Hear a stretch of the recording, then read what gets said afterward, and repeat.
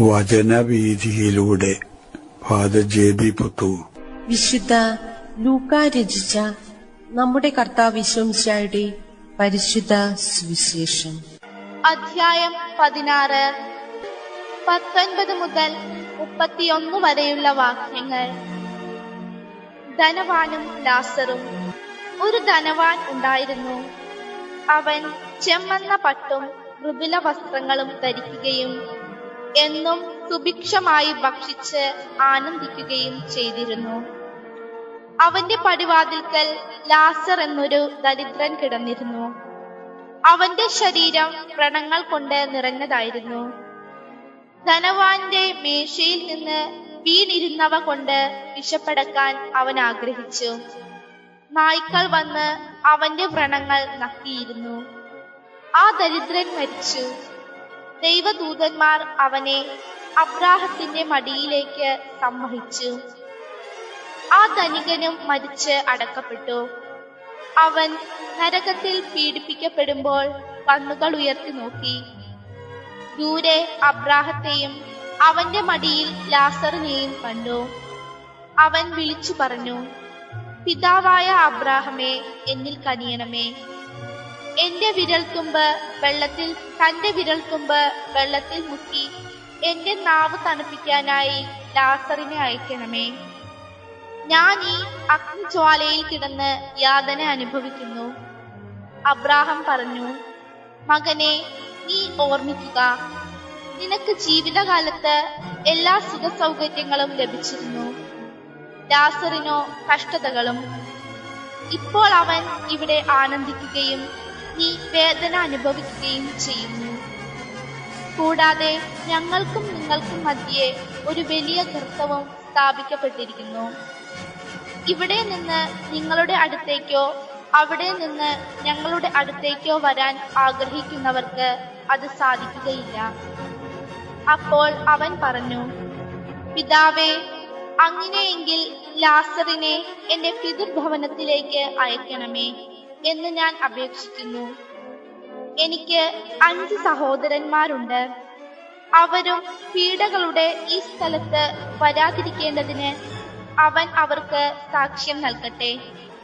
Abraham പറഞ്ഞു, അവർക്ക് മോശയും പ്രവാചകന്മാരും ഉണ്ടല്ലോ, അവരുടെ വാക്ക് കേൾക്കട്ടെ. ധനവാൻ പറഞ്ഞു, പിതാവായ അബ്രാഹമേ, അങ്ങനെയല്ല. മരിച്ചവരിൽ ഒരുവൻ ചെന്ന് പറഞ്ഞാൽ അവർ അനുതപിക്കും. അബ്രാഹാം അവനോട് പറഞ്ഞു, മോശയും പ്രവാചകന്മാരും പറയുന്നത് അവർ കേൾക്കുന്നില്ലെങ്കിൽ മരിച്ചവരിൽ നിന്ന് ഒരുവൻ ഉയർത്താലും അവർക്ക് ബോധ്യമാവുകയില്ല. ധനവിനിയോഗത്തിൽ മനുഷ്യൻ അവലംബിക്കേണ്ട ദിശാബോധം. പണത്തിന്റെ വിനിയോഗത്തിന്റെ ദിശാബോധം എന്തായിരിക്കണം എന്ന് തന്റെ ശിഷ്യന്മാരുടെയും അനുയായികളുടെയും മനസ്സിലേക്ക് സജീവമായ രീതിയിൽ കൊണ്ടുവരുന്നതിനെ ഉദ്ദേശിച്ചുകൊണ്ട് യേശു പറഞ്ഞ ഒരു കഥയാണ് ഈ സുവിശേഷത്തിന്റെ ചിന്താവിഷയം. യേശു പറഞ്ഞ കഥ ഇങ്ങനെയാണ്. ഒരിക്കൽ ധനികനായിട്ടുള്ളൊരു മനുഷ്യൻ എല്ലാ തരത്തിലും ആർഭാടകരമായൊരു ജീവിതം നയിച്ചിരുന്നു. ആഡംബരപൂർണമായ ജീവിതം താൻ നയിച്ചിരുന്നു എന്ന് വരികിലും തന്റെ പടിവാതിൽക്കൽ എല്ലാവരാലും ഉപേക്ഷിക്കപ്പെട്ട് ദയനീയാവസ്ഥയിൽ കിടന്നിരുന്ന ഒരു മനുഷ്യനെ ശ്രദ്ധിക്കാനോ ഏതെങ്കിലും വിധത്തിൽ അവനെ സഹായിക്കാനോ ഈ ധനവാൻ തയ്യാറായില്ല.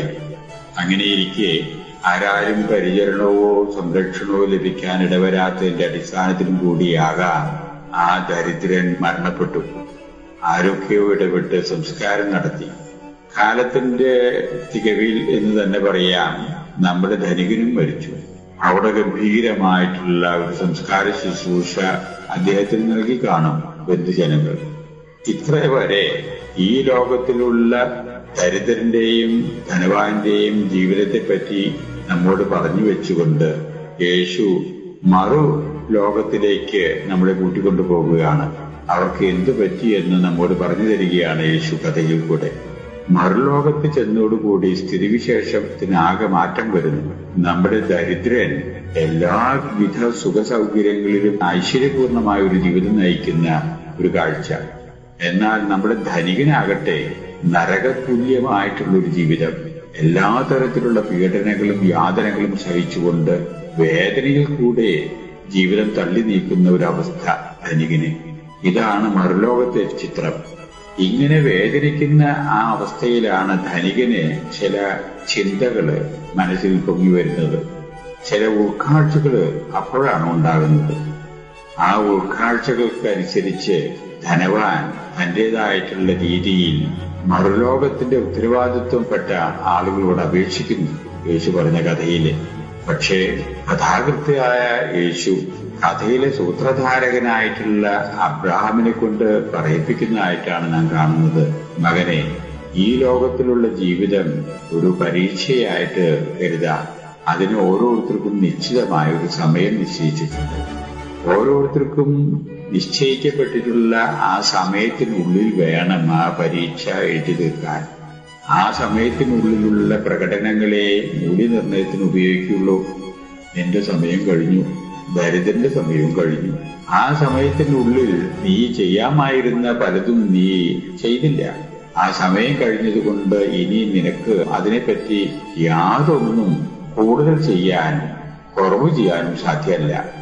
ഈ ഒരു സത്യമാണ് യേശു സൂത്രധാരകനിൽ കൂടെ ആ ധനികനോട് ആയിട്ട് പറയുന്നത്. ഈ ഒരു യാഥാർത്ഥ്യം യേശു തന്റെ അനുവാചകരുടെ ഇടയിലേക്ക് കൊണ്ടുവരുന്നത് ഒരു പ്രത്യേക ഉദ്ദേശത്തോടു കൂടിയാണ്.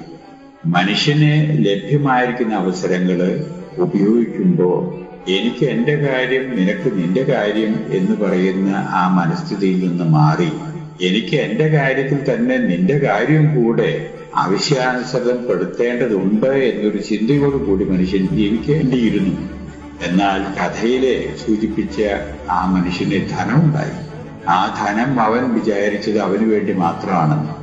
അതാണ് ആ ധനികന് പറ്റിയ അബദ്ധം.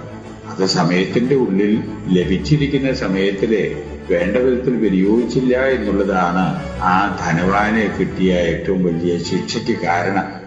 അതുകൊണ്ട് ഓരോ മനുഷ്യനും അവനവന് ലഭ്യമായിരിക്കുന്ന അവസരങ്ങൾ വിനിയോഗിച്ചുകൊണ്ട്, അവന് ലഭ്യമായിരിക്കുന്ന സ്ഥിതിവിശേഷം ഉപകരിപ്പിച്ചുകൊണ്ട് മറ്റുള്ളവരുടെ കൂടെ ആവശ്യങ്ങൾ പരിഗണിക്കാൻ നീ എന്തുമാത്രം ആത്മാർത്ഥമായിട്ട് ശ്രമിക്കുന്നുവോ അതിനനുസരിച്ച് നിന്റെ ജീവിതത്തിലും ധന്യത പകരാൻ ഇടവരും എന്നുള്ള സത്യമാണ് യേശു ഇവിടെ പഠിപ്പിക്കുന്നത്.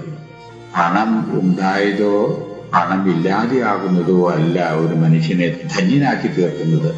ആ പണത്തിന്റെ വിനിയോഗം, ആ വിനിയോഗത്തിന്റെ ദിശാബോധം, ആവശ്യാനുസൃതം സഹോദരന്റെ ആവശ്യങ്ങളും പരിഹരിക്കാൻ വേണ്ടി കൂടെയാണ് ഇത് എന്നുള്ള ചിന്തയാണ് ഒരുവന്റെ ജീവിതം ധന്യമാക്കി തീർക്കുക എന്നുള്ള ആ യാഥാർത്ഥ്യം യേശു ഇവിടെ വ്യക്തമാക്കുന്നതായിട്ട് നമുക്ക് കാണാം.